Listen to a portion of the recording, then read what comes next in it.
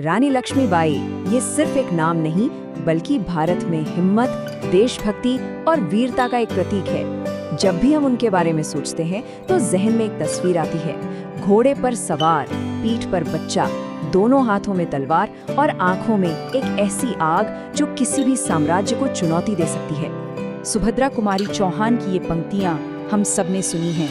इन्होंने रानी की कहानी को घर घर तक पहुंचाया। ये वो किंवदंती है जिससे हम सब वाकिफ हैं। लेकिन इस महान शख्सियत के पीछे की वो इंसान कौन थी? एक लड़की, एक पत्नी, एक माँ?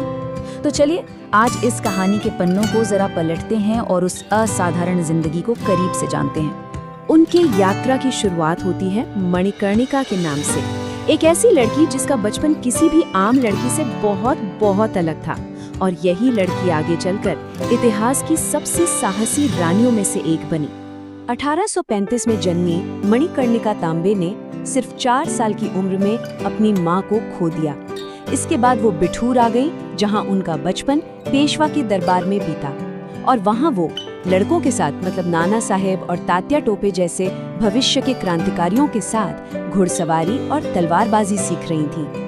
14 साल की उम्र में उनकी शादी झांसी के राजा गंगाधर राव से हुई और वो मणिकर्णिका से रानी लक्ष्मीबाई बन गई। लेकिन किस्मत की परीक्षाएं तो जैसे अभी शुरू ही हुई थीं। पहले उनके 4 महीने के बेटे की मौत हो गई और फिर 1853 में उनके पति राजा गंगाधर राव भी चल बसे। सोचिए, महज 18 साल की उम्र में वो बिल्कुल अकेली रह गई थी। पति की मृत्यु का दुख अभी ताजा ही था कि इस युवा रानी पर एक और संकट आ खड़ा हुआ। ये संकट था ब्रिटिश साम्राज्य की एक बेहद क्रूर नीति। ये थे डॉक्ट्रिन ऑफ लैप्स, या जिसे हम हड़प नीति भी कहते हैं। अब ये नाम सुनने में थोड़ा पेचीदा लगता है, पर इसका मतलब बहुत सीधा और बेरहम था। इसके तहत अगर किसी भारतीय राजा की मौत बिना बेटे की हो जाती तो उसका राजपाट सीधे सीधे ब्रिटिश साम्राज्य का हिस्सा बन जाता। और सबसे बड़ी बात ये थी कि गोद लिए हुए बेटे को वारिस नहीं माना जाता था।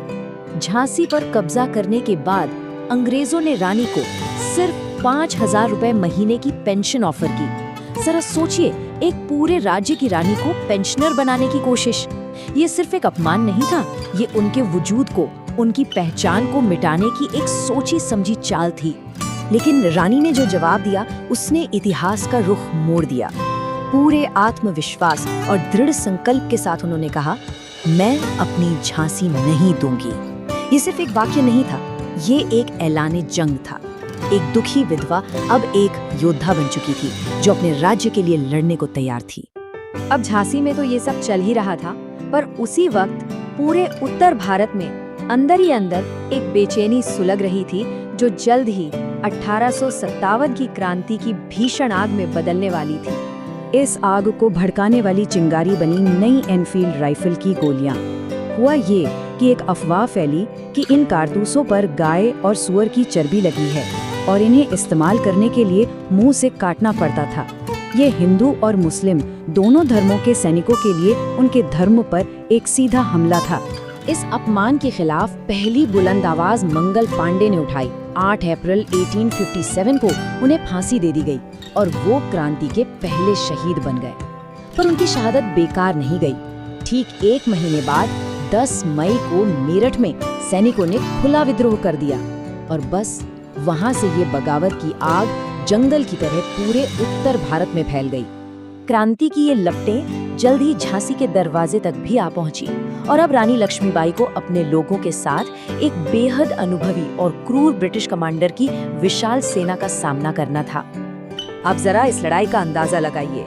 एक तरफ थी रानी जिनके पास करीब 1000 सैनिक थे और दूसरी तरफ क्रीमियन युद्ध का अनुभवी जनरल ह्यू रोज अपनी विशाल और आधुनिक ब्रिटिश सेना के साथ। ये लड़ाई वाकई एक तरफा लग रही थी। इस मुश्किल घड़ी में एक उम्मीद की किरण नजर आई। रानी के बचपन के साथी तात्या टोपे 20,000 सैनिकों की एक बड़ी सेना के साथ झांसी की मदद के लिए आ पहुंचे। लगा कि अब शायद बाजी पलट जाएगी, लेकिन जनरल रोज एक बहुत चालाक कमांडर था। उसने अपनी सेना को भेजा और तात्या टोपे की सेना को झांसी पहुंचने से पहले ही बीच रास्ते में रोककर हरा दिया। वो उम्मीद की किरण भी बुझ गई।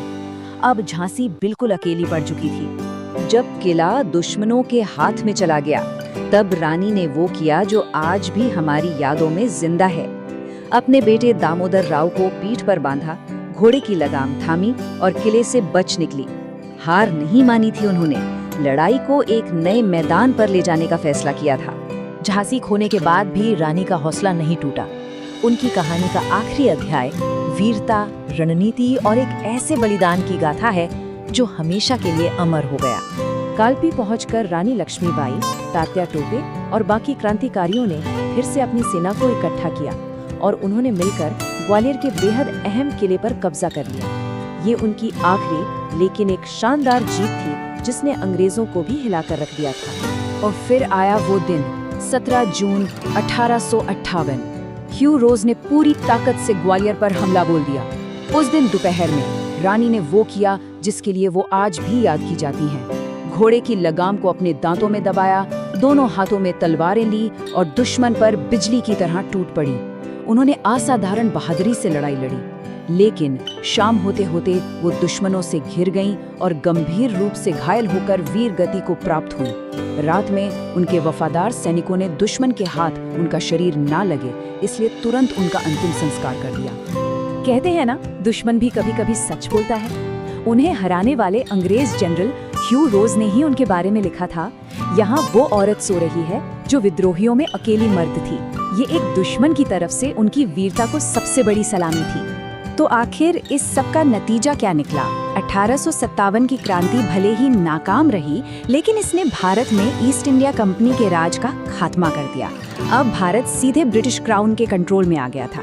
कह सकते हैं कि ये आज़ादी की लड़ाई की असली शुरुआत थी। और इस लड़ाई की सबसे बड़ी नायिका मात्र 23 साल की रानी लक्ष्मीबाई हमेशा के लिए हिम्मत और आज़ादी की लड़ाई का प्रतीक बन गई। तो सवाल ये उठता है कि एक 23 साल की रानी की कहानी, जिसने झुकने के बजाय लड़ना चुना, आज भी आने वाली पीढ़ियों को कैसे प्रेरित करती है? शायद इसलिए क्योंकि उनका बलिदान हमें हमेशा याद दिलाता है कि जब बात हक और स्वाभिमान की हो तो अन्याय के खिलाफ खड़े होने की हिम्मत उम्र या हालात की मोहताज नहीं होती।